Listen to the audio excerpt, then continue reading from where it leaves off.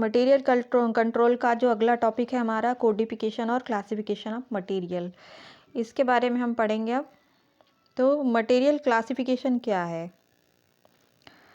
तो कोई भी जो प्रोडक्शन डिपार्टमेंट या कोई भी सिस्टम है जिसमें जो भी मैन्युफैक्चर डिपार्टमेंट होता है उसमें स्टोर कीपिंग की ज़रूरत होती है। स्टोर कीपिंग मतलब स्टोर मटेरियल का जो स्टोर है उस जिसमें हम मटेरियल कहना चाहिए जमा करके रखते हैं, उसकी ज़रूरत होती है। और अब चूँकि हम कोई भी मैन्युफैक्चर करते हैं किसी भी चीज़ को, तो उसमें हम अलग अलग तरह का मटेरियल यूज़ करते हैं, तो उनको अलग अलग क्लासिफाई करना मतलब एक जैसे क्वालिटी और एक जैसे क्वांटिटी वाले मटेरियल या एक जैसे यूजेस के हिसाब से अलग अलग मटेरियल्स जो हैं उनका क्लासिफिकेशन करना।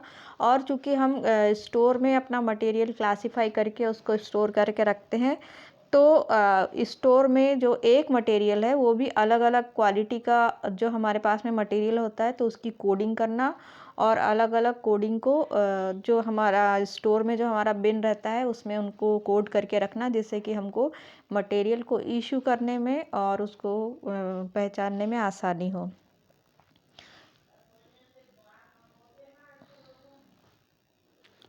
क्या क्या एडवांटेजेस क्या क्या है मटेरियल के क्लासिफिकेशन के? तो पहला है सिमिलर मतलब एक जैसे जो आइटम्स और एक जैसे जो मटेरियल्स हैं उनका सिमिलैरिटी के हिसाब से या उनके आइडेंटिटी के हिसाब से अलग अलग उनको क्लासिफाई किया जाता है।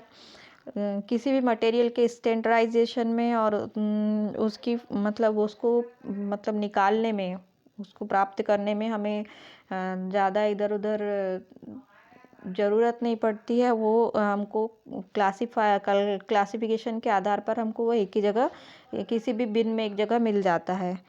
और उसके बाद हम जो है इसको उसके मतलब उपयोग के आधार पर उसको सेट कर देते हैं अलग अलग स्टोर बना करके।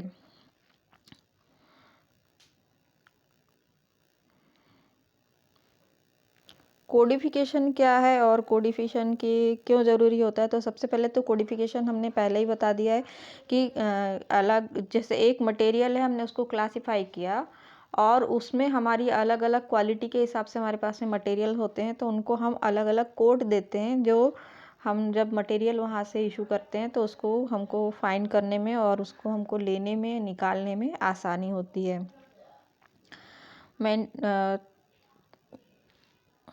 प्रोडक्शन के हिसाब से उसका मेंटेनेंस जो है वो कोडिफिकेशन के कारण इजी हो जाता है।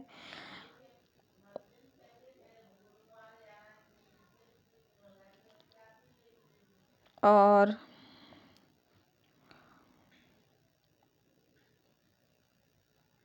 इससे क्या होता है कि हम हमारे जो मशीन है उसका डुप्लीकेट स्टॉक हमारे पास में हम मतलब उसमें कमी हो जाती है, डुप्लीकेट स्टॉक नहीं आ पाता है। हम जब परचेस ऑर्डर बनाते हैं तो हम परचेस ऑर्डर बनाते समय हमारा पूरा स्टोर का ओवरव्यू दे लेते हैं और जिसमें हमको पता चल जाता है क्लासिफिकेशन और कोडिफिकेशन के हिसाब से कि हमको कौन सी चीज़ का मटेरियल हमको मंगाना है और कौन सा मटेरियल हमको नहीं मंगाना है।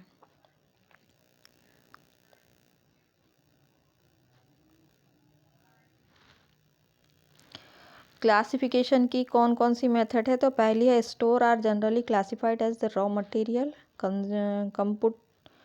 Component consumable stores spare parts tools taking material machinery equipment and general stores. It is also be classified at the survival raw materials semi finished and finished and dead stock।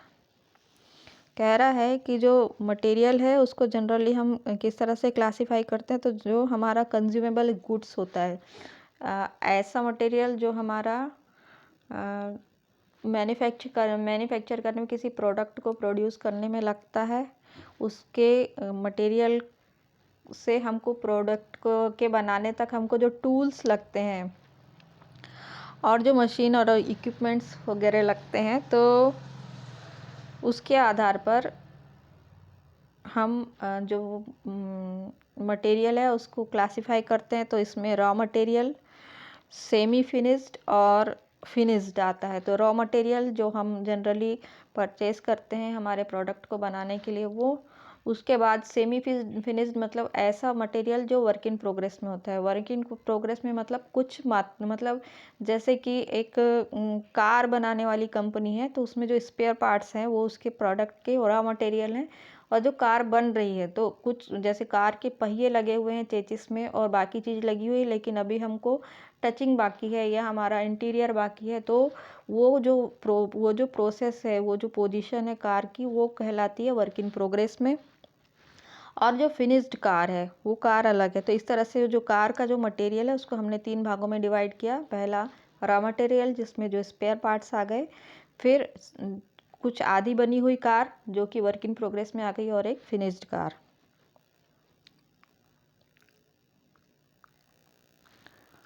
Codification की method जो है इसमें numerical है, alphabet है और alpha numerical है और decimal है।